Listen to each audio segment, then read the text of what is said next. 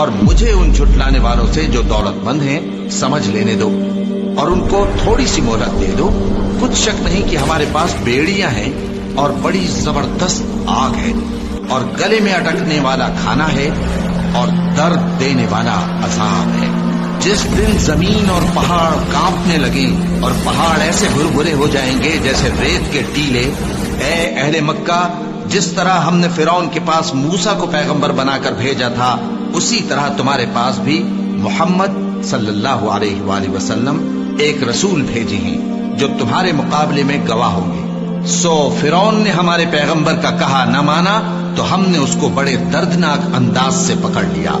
اگر تم بھی ان پیغمبر کو نہ مانو گے تو اس دن سے کس طرح بچو گے جو بچوں کو بوڑھا کر دے گا، جس سے آسمان پھٹ جائے گا۔ یہ اس کا وعدہ پورا ہو کر رہے گا۔